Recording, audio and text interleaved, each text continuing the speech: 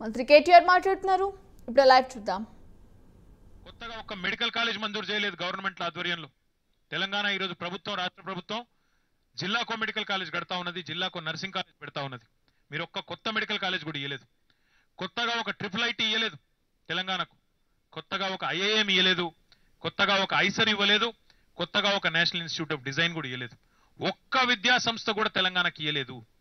ఇది వాస్తవం కాదా? ఈ తప్పును, ఈ అన్యాయాన్ని సవరించాల్సిన బాధ్యత కేంద్రం మీద లేదని నేను అడుగుతా ఉన్నా. అదేవిధంగా తెలంగాణలో ఇరిగేషన్ ప్రాజెక్టులు ఇప్పటికి మేము 100 సార్లు అడిగినాం. కాళేశ్వరం ప్రాజెక్టు కానీ, పాలమూరు రంగారెడ్డి ఎత్తిపోతల పథకం కానీ, ఇక కాళేశ్వరం అంటే అయిపోయింది. పాలమూరు రంగారెడ్డి ఎత్తిపోతల పథకానికి జాతీయ ప్రాజెక్టు హోదా ఇవ్వమని అడిగినాం. ఈ 2 మేజర్ ప్రాజెక్టుల్లో దేనికో ఒకదానికి జాతీయ ప్రాజెక్టు హోదా ఇచ్చి 90% నిధులు కేంద్రం నుంచి ఇవ్వమని అడిగినాం. దాని మీద కూడా ఇప్పటివరకు ఉలుకు పలుకు లేదు, స్పందన లేదు. విభజన చట్టంలో పేర్కొన్న వాటికి అతి గతి లేదు.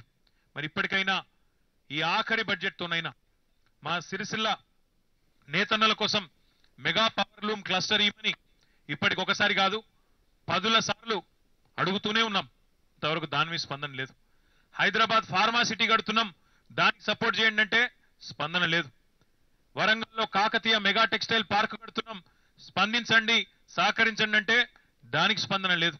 ఈ రకంగా రైతులకు సంబంధించిన అంశమైనా, విద్యార్థులకు సంబంధించిన అంశమైనా, నేతన్నలకు సంబంధించిన అంశమైనా, అదేవిధంగా ప్రయాణికులకు సంబంధించిన అంశమైనా ఏ అంశంలో కూడా ఇంతవరకు స్పందన లేదు.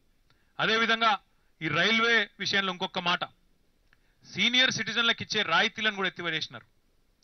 సీనియర్ సిటిజన్స్ అంటే 65 ఏళ్ల పైబడ్డ వాళ్ళు, వాళ్ళకి ఇదివరకు కన్సెషన్ మీద పాస్ ఉండేది. ఎంత చండాలమైన గవర్నమెంట్ అంటే కేంద్ర ప్రభుత్వం, వాళ్ళకిచ్చే పాస్ కూడా ఎత్తేసిండ్రు.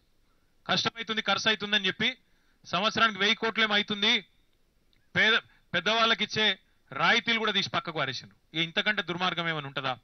దాన్ని కూడా వెంటనే పునరుద్ధరించాలని చెప్పి కూడా మేము డిమాండ్ చేస్తా ఉన్నాం. ఎందుకంటే దేశంలోని పెద్దవాళ్ళను, పెద్ద వయసులో ఉన్న ముసలి వాళ్ళను, వృద్ధులను చూసుకోవాల్సిన కనీస బాధ్యత మన మీద ఉంటుంది.